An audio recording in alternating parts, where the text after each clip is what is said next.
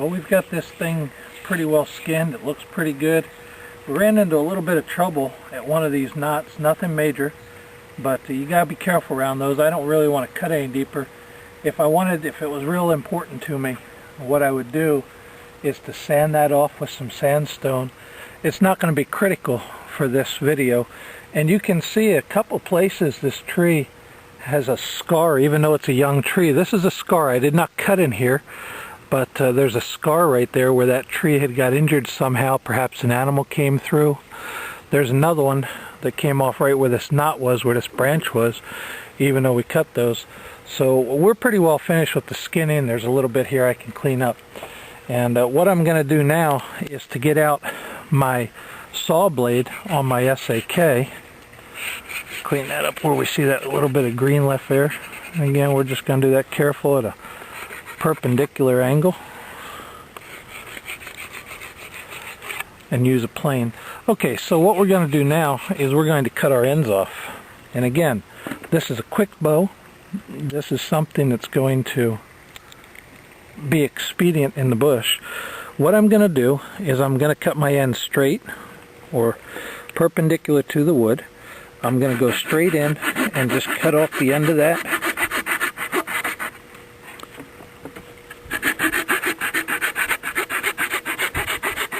Again, I keep my hand well out of the way of the blade. That way I don't get cut.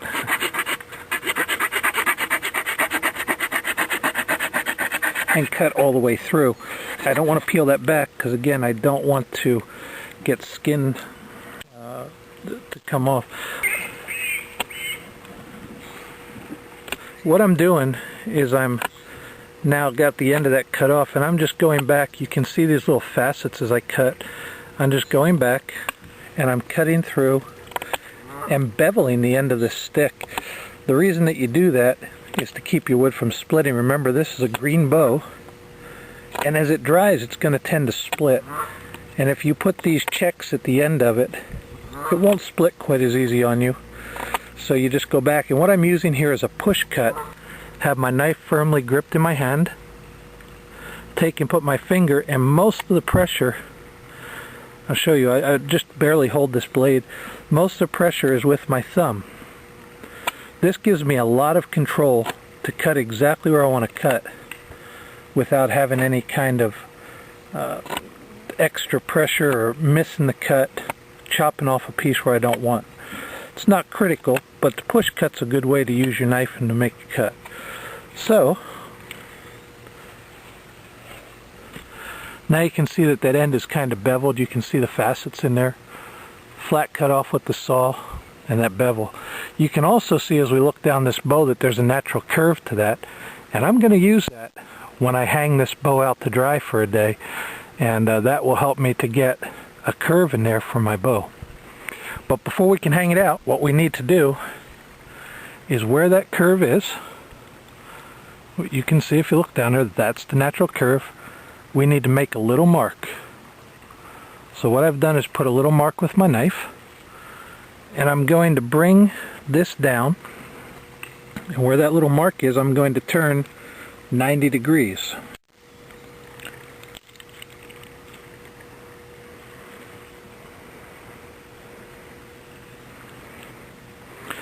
On that 90 degrees, now this is going to be the belly of my bow, because that's where that curve was.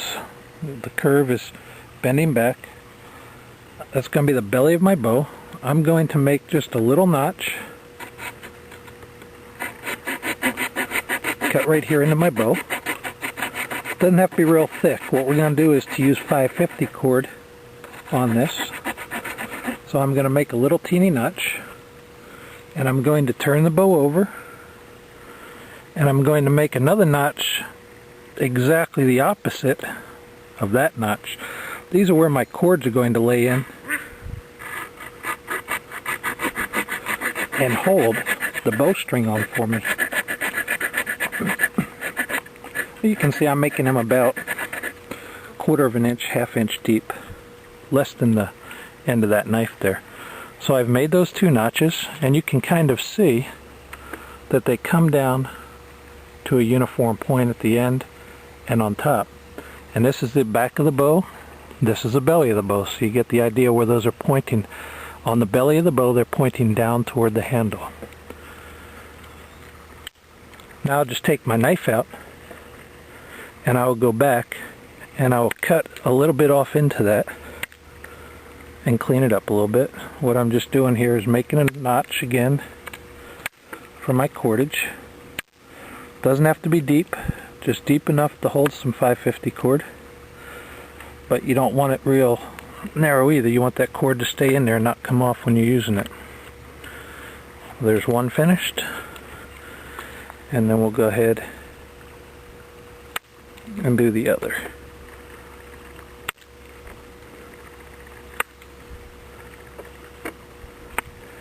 And again, these are just guide holes. They're going to hold that string on top of that cordage so that it doesn't come out of there. Now again, there's different ways different people do this. This is the bottom end of my bow. The natives always shot their bows, to my understanding, by what I've been taught from different natives. They always shot their bow with the bottom of the tree being the bottom of the bow. They did this for ceremonial reasons, for religious reasons. They also did it for practical reasons, being that that's heavier. So there we've got our notches cut out. That'll take our 550 cord. If you really have any problems, you can come back and make a notch across here to hold the back of that, but we won't have to do that. This will be fine as is.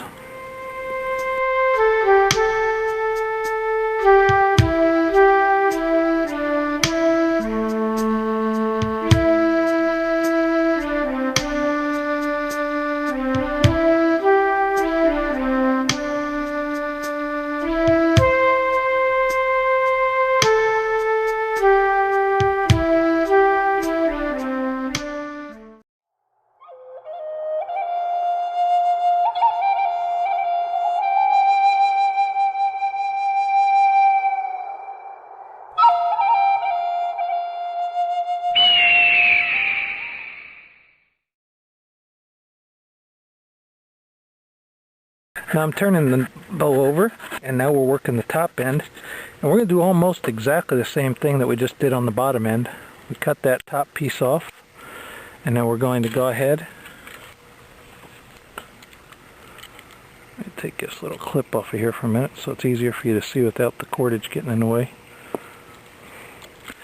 And we're going to make that cut at the end with the push cut, just to round that off a little bit so that there's no problem with the bow splitting out as it begins to dry. This bow will dry pretty quickly because the wood is thin. You can see at the top end it's probably the size of my thumb, well, maybe even a little smaller, maybe the size of my pinky. At the bottom end it's the size of my thumb. I don't want this to a point, but again, just those facets to keep it from splitting out so quick. What a lot of people will do is, if they're making a traditional bow and it's more long term, you let your wood season for 5-6 months, a year, they will actually take this and cover it with glue or with wax. I guess you could use pine pitch if you were out in the bush, and that will stop it from splitting. But these end cuts are real good. What I'm going to do is round the top of this off. It got a little more pointed than I want, so I'm going to round the top off. And again, that'll keep it from splitting out for me too much while it's drying. And this is going to dry over time, as I said. It's going to take weeks and weeks to properly dry, but after a day this will be ready for usage. As it dries, the poundage will actually get stronger on the bow. Well, we've got our knots on both ends. We have two down here, one up top to put our string through. You can see the belly of the bow. As we look down there, you can see the curvature, and you can see that it's curving up.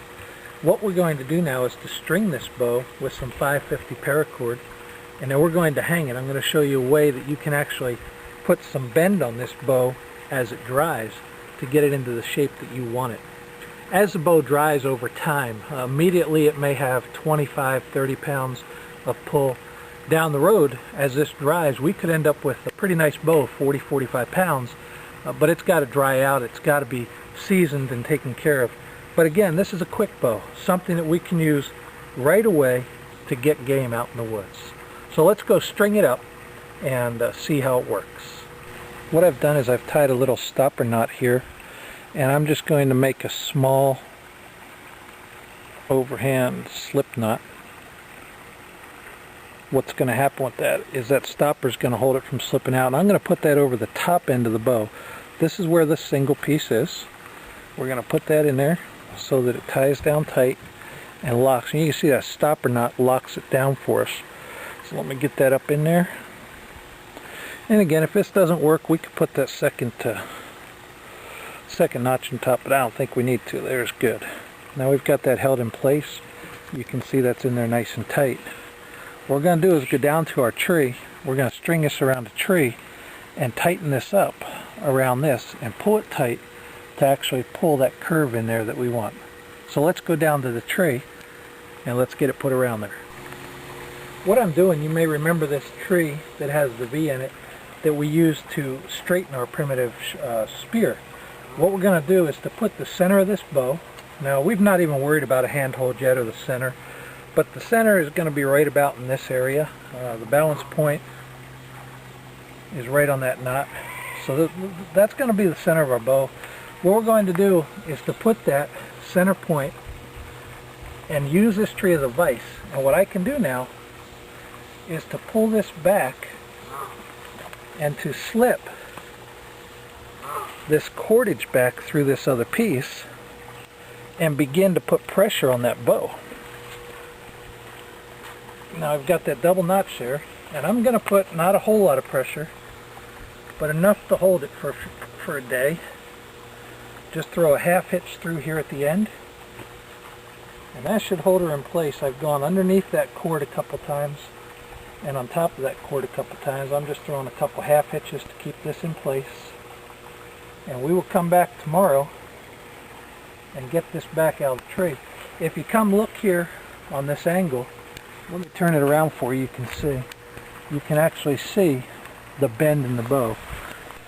As you can see now, we've put the curve where the natural curve is into this bow.